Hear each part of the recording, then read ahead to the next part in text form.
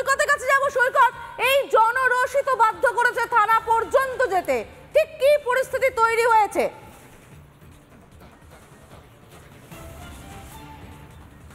একদমই দেখো অনুপম, এতক্ষণ ধরে যে মানুষদের, যে গ্রামবাসীদের ভয়েস, যে গ্রামবাসীদেরকে শোনাচ্ছিল রিপাবলিক বাংলার দর্শকদের, সেই গ্রামবাসীরা যা বলছেন, এক কথায় জনরোষ বলা চলে না, বলা যায় জনবিক্ষোভ। একেবারে ক্ষোভের আগুনে ফুঁসছে এই সন্দেশখালী। আর এই সন্দেশখালী, এই মুহূর্তে আমি সন্দেশখালী ফেরিঘাটে রয়েছি। সন্দেশখালী ফেরিঘাট থেকে সন্দেশখালী থানা কিছুটা দূরে। এই সন্দেশখালী থানাতেই আজকের এই ক্ষিপ্ত জনতা, তারা সন্দেশখালী থানা ঘেরাও করতে পারেন এমনটা শোনা যাচ্ছে।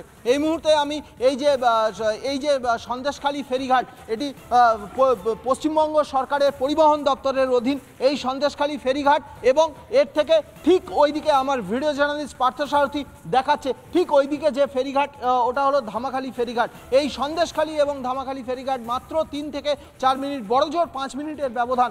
এই যে নদী, এই নদীটি কলাগাছিয়া নদী। এই কলাগাছিয়া নদীর ওপর যে কটা ফেরিঘাট রয়েছে, সব কটা ফেরিঘাটে সাধারণ মানুষজন বলছেন সব কটা ফেরিঘাটে রাজত্ব চলে কার্যত। এই শেখ শাহজাহান, শিবু হাজরা, লালটু বোস, এদের কার্যত রাজত্ব চলে।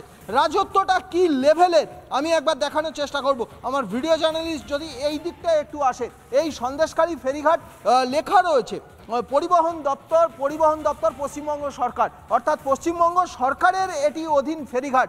এই ফেরিঘাটে চারিদিকে, ফেরিঘাটের যে ব্রিজ, চারিদিকে দলীয় পতাকা লাগানো, অর্থাৎ এটা রাজ্য সরকারের ফেরিঘাট নাকি দলের তরফ থেকে এই ফেরিঘাট তৈরি করে দেওয়া হয়েছে কোনোভাবে বোঝা যাচ্ছে না। এতটাই দাপট এই নদী, এই কলাগাছিয়া নদী থেকে আরও কিছুটা এগিয়ে গেলে রায়মঙ্গল নদী। এই সন্দেশখালী ধামাখালী এই চত্বরে শেখ শাহজাহান, শিবু হাজরা, যারা আজকের এলাকা ছাড়া বলতে গেলে, তাদেরকে ট্রেস পাচ্ছে না, রাজ্য পুলিশ ট্রেস পাচ্ছে না, তদন্তকারী সংস্থা তারা ট্রেস পাচ্ছে না, কার্যত তারা বলতে গেলে বেপাত্তা হয়ে রয়েছে। কিন্তু কোথাও একটা বক্তব্য যে এরা যে বেপাত্তা হয়েছে, পুলিশ প্রশাসন কি করছে?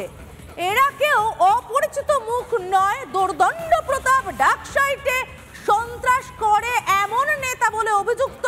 তাহলে তারা এইভাবে পালিয়ে আছে, পুলিশ তার টিকিটও শুনতে পাচ্ছে না, পুলিশ কি করছে? এর মধ্যে সব থেকে বড় প্রশ্ন। আপাতত ধন্যবাদ সৈকত, অনুপম দুজনকেই।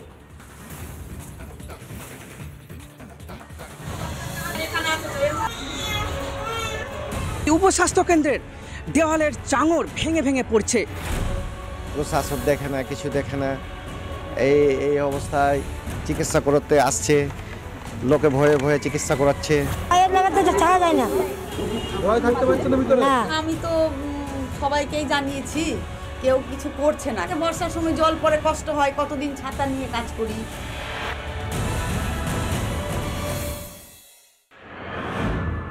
মুর্শিদাবাদের হরিহরপাড়ার বালুরমাঠপাড়ায় ঠিক যে জায়গাতে মাটি কাটা হচ্ছিল, সেখান থেকে বেশ কিছুটা দূরত্বে এই জঙ্গলের মধ্যে একের পর এক ট্রাক্টর কিন্তু এখানে দাঁড় করিয়ে রাখা রয়েছে। যেটা দেখা যাচ্ছে পরপর 5 থেকে 6টি ট্রাক্টর কিন্তু এই একটি জায়গাতেই কেবলমাত্র রাখা রয়েছে। স্থানীয় মানুষজন তারা যেমনটা অভিযোগ করছেন যে সেখান থেকে মাটি কাটার সময় স্থানীয় মানুষজন যখন তাদেরকে তাড়া করেন, তখনই এই ট্রাক্টরগুলোকে কার্যত এই জঙ্গলের মধ্যে এইভাবেই পর কিন্তু রেখে দেওয়া হয়েছে।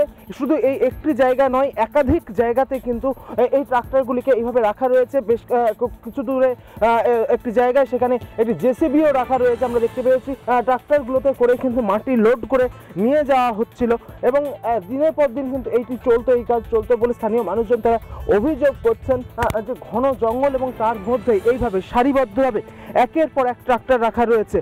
পুলিশ এবং স্থানীয় বাসিন্দারা ঘটনাস্থলে আসতে এইভাবেই ঘন জঙ্গলের মধ্যে কিন্তু একের পর এক ট্রাক্টর রেখে পালিয়ে গিয়েছে। মুর্শিদাবাদ থেকে ইন্দ্রাশিস বাগচি, রিপাবলিক বাংলা। সৈকতের কাছে যাব। সৈকত, এই জনরোষই তো বাধ্য করেছে থানা পর্যন্ত যেতে, ঠিক কি পরিস্থিতি তৈরি হয়েছে?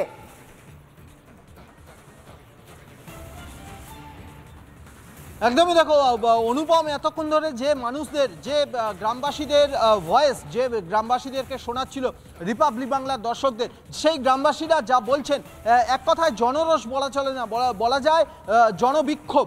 একেবারে ক্ষোভের আগুনে ফুঁসছে এই সন্দেশখালী। আর এই সন্দেশখালী, এই মুহূর্তে আমি সন্দেশখালী ফেরিঘাটে রয়েছি। সন্দেশখালী ফেরিঘাট থেকে সন্দেশখালী থানা কিছুটা দূরে।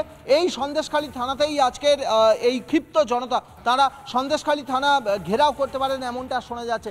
এই মুহূর্তে আমি এই যে সন্দেশখালী ফেরিঘাট, এটি পশ্চিমবঙ্গ সরকারের পরিবহন দপ্তরের অধীন এই সন্দেশখালী ফেরিঘাট, এবং এর থেকে ঠিক ওইদিকে আমার ভিডিও জার্নালিস্ট পার্থসারথী দেখাচ্ছে ঠিক ওইদিকে যে ফেরিঘাট, ওটা হলো ধামাখালী ফেরিঘাট। এই সন্দেশখালী এবং ধামাখালী ফেরিঘাট মাত্র 3 থেকে 4 মিনিট, বড়জোর 5 মিনিটের ব্যবধান।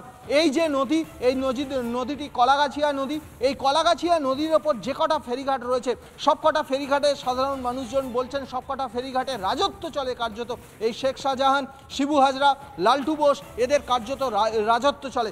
রাজত্বটা কি লেভেলের আমি একবার দেখানোর চেষ্টা করব। আমার ভিডিও জার্নালিস্ট যদি এই দিকটা একটু আসে, এই সন্দেশখালী ফেরিঘাট লেখা রয়েছে পরিবহন দপ্তর পশ্চিমবঙ্গ সরকার, অর্থাৎ পশ্চিমবঙ্গ সরকারের এটি অধীন ফেরিঘাট। এই ফেরিঘাটে চারিদিকে, ফেরিঘাটের যে ব্রিজ, চারিদিকে দলীয় পতাকা লাগানো, অর্থাৎ এটা রাজ্য সরকারের ফেরিঘাট নাকি দলের তরফ থেকে এই ফেরিঘাট তৈরি করে দেওয়া হয়েছে কোনোভাবে বোঝা যাচ্ছে না। এতটাই দাপট এই নদী, এই কলাগাছিয়া নদী থেকে আরও কিছুটা এগিয়ে গেলে রায়মঙ্গল নদী।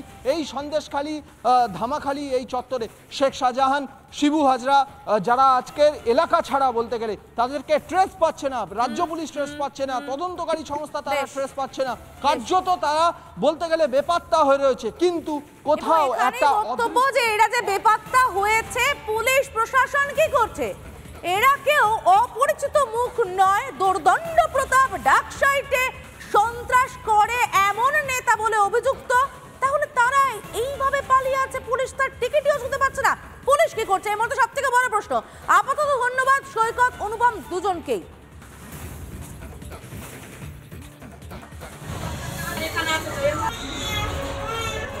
উপস্বাস্থ্য কেন্দ্রের দেওয়ালের চাঙর ভেঙে ভেঙে পড়ছে। প্রশাসন দেখে না, কিছু দেখে না। এই অবস্থায় চিকিৎসা করতে আসছে, লোকে ভয়ে ভয়ে চিকিৎসা করাচ্ছে। আমি তো সবাইকেই জানিয়েছি, কেউ কিছু করছে না। বর্ষার সময় জল পড়ে কষ্ট হয়, কতদিন ছাতা নিয়ে কাজ করি।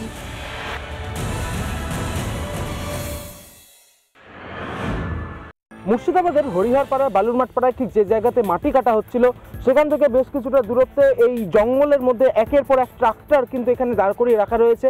যেটা দেখা যাচ্ছে পরপর 5 থেকে 6টি ট্রাক্টর কিন্তু এই একটি জায়গাতেই কেবলমাত্র রাখা রয়েছে। স্থানীয় মানুষজন তারা যেমনটা অভিযোগ করছেন যে সেখান থেকে মাটি কাটার সময় স্থানীয় মানুষজন যখন তাদেরকে তাড়া করেন তখনই এই ট্রাক্টরগুলোকে কার্যত এই জঙ্গলের মধ্যে এইভাবেই পর কিন্তু রেখে দেওয়া হয়েছে।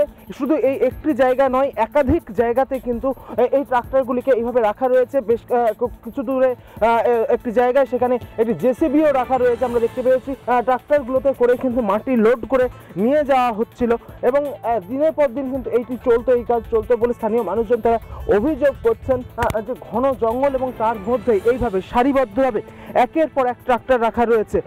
পুলিশ এবং স্থানীয় বাসিন্দারা ঘটনাস্থলে আসতে এইভাবেই ঘন জঙ্গলের মধ্যে কিন্তু একের পর এক ট্রাক্টর রেখে পালিয়ে গিয়েছে। মুর্শিদাবাদ থেকে ইন্দ্রাশিস বাগচি, রিপাবলিক বাংলা।